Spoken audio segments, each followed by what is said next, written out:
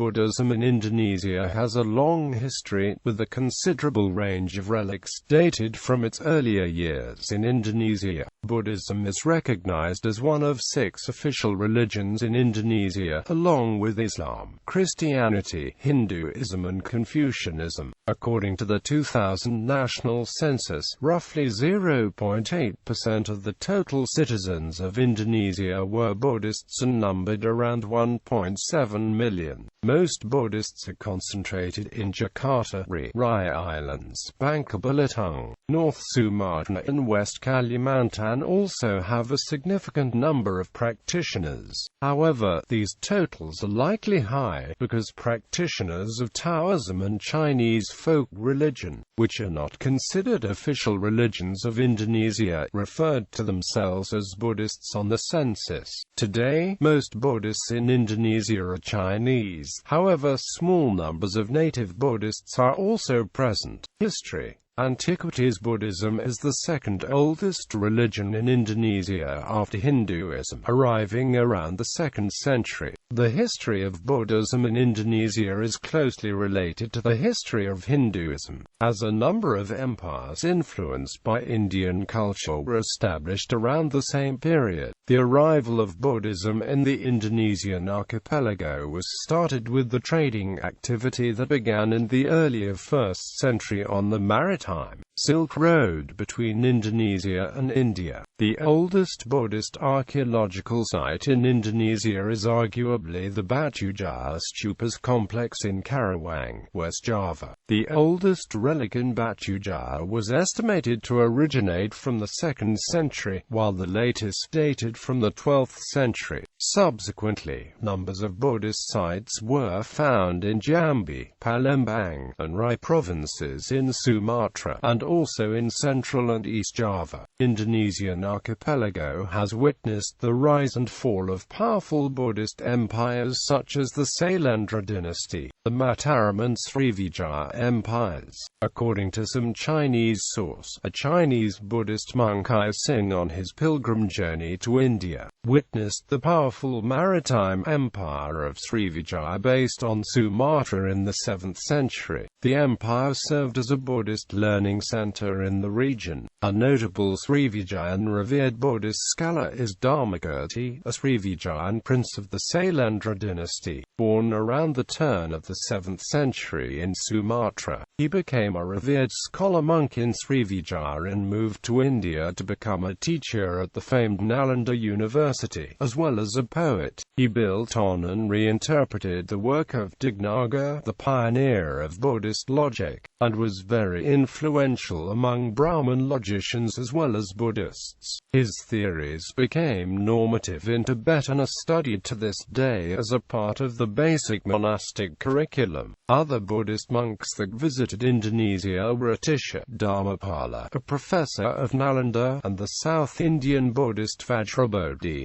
Srivijaya was the largest Buddhist empire ever formed in Indonesian history. A number of Buddhist historical heritages can be found in Indonesia, including the 8th century Borobudur Mandala monument and Sewu temple in central Java, Batu Jar in West Java, Muaro Jambi, Muara Takis and Batul temple in Sumatra, and numerous of statues or inscriptions from the earlier history of Indonesian Hindu-Buddhist kingdoms. During the era of Kediri, Singhasari and Majapahit Empire, Buddhism, identified as Dhammarikesogatan, was acknowledged as one of kingdom's official religions along with Hinduism. Although some of kings might favor Hinduism over another, nevertheless the harmony, toleration, and even syncretism were promoted as manifested in Bhinneka Tunggal Ika national motto, coined from Kakawan Suchasoma, written by Mpu Tantiula to promote tolerance between Hindus and Buddhists. The classical era of ancient Java also had produces some of the exquisite examples of Buddhist arts, such as the statue of Prajnaparamita and the statue of Buddha Vairocana and Bodhisattva Padmapani and Vajrapani in Mendit Temple. Decline and revival. In the 13th century, Islam entered the archipelago and began gaining foothold in coastal port towns. The fall of Hindu-Buddhist Majapahit Empire in late 15th century marked the end of Dharmic civilization dominance in Indonesia. By the end of the 16th century, Islam had supplanted Hinduism and Buddhism as the dominant religion of Java and Sumatra. After that, for 450 years, there is no significant Buddhist adherence and practice in Indonesia. Many of Buddhist sites, stupas, temples, and manuscripts are lost or forgotten, as the region has become more predominantly Muslim. During this era of decline, there was only small numbers of people practicing Buddhism. Most of them are Chinese immigrants that settled in Indonesia, with migration wave accelerated in the 17th century. Many of Kelenteng in Indonesia are in fact a Tridharma temple that houses three faiths, namely Buddhism, Confucianism and Taoism. In 1934, Narada Thera, a missionary monk from Sri Lanka, visited Dutch East Indies for the first time as part of his journey to spread the Dharma in Southeast Asia. This opportunity was used by a few local Buddhists to revive Buddhism in Indonesia. A Bodhi tree planting ceremony was held in southeastern side of Borobudur on the 10th of March 1934 under the blessing of Narada Thera, and some upasakas were ordained as monks. Modern Indonesia following the downfall of President Sukarno in the mid-1960s, Pancasila was reasserted as the official Indonesian policy on religion to only recognize monotheism. As a result, founder of Pabudi, Bhikkhu Ashan Jinarakita, proposed that there was a single supreme deity, Sang Hyang Adibuddha. He was also backed up with the history behind the Indonesian version of Buddhism in ancient Javanese texts, and the shape of the Borobudur temple. During the New Order era, the state ideology of Pancasila listed Buddhism among the 5 official religions of Indonesia. The national leader of the time, Suharto, had considered Buddhism and Hinduism as Indonesian classical religions. The first Theravada ordination of Bhikkhunis in Indonesia after more than 1,000 years occurred in 2015 at Wisma Kosalyani in Lembang, Bandung. Those ordained included Vajradevi Sadaka Bhikkhuni from Indonesia, Meda Bhikkhuni from Sri Lanka, Inula Bhikkhuni from Japan,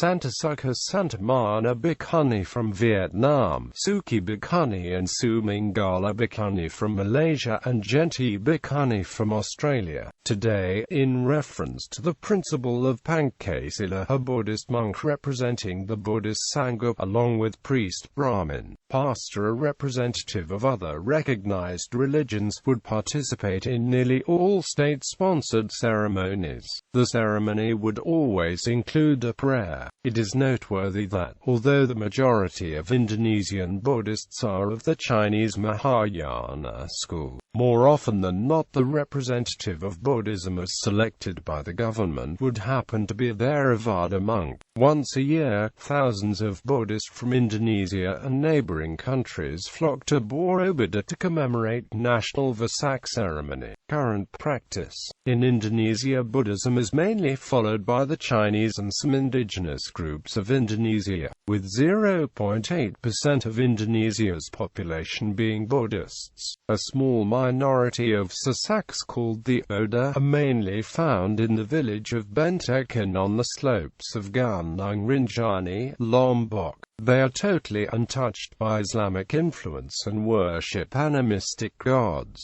incorporating some Hindu and Buddhist influences in the rituals and religious vocabulary. This group of Sasak, due in part to the name of the tribe, are recognized as Buddhists by the Indonesian government. Schools. Today there are numerous Buddhist schools established in Indonesia. The earliest school that was established in Indonesia was Vajrayana Buddhism, which developed from Mahayana Buddhism, and which is also the school path of Tibetan Buddhists without schism. Various temples of ancient Java and Sumatra of Adriana. Chinese Buddhism gained followers from Chinese Indonesian populations that began to migrate into the archipelago during the 17th to 18th century. Other notable schools are Theravada from Sri Lanka and Thailand, and Japanese Nichiren Buddhism. Indonesia's most notable Buddhist organization is Perwakilan Umat Buddha Indonesia, which serves as the vehicle of all Buddhist schools in Indonesia. Other Buddhist organizations include Majelis Buddhayana Indonesia, Sangha Agung Indonesia,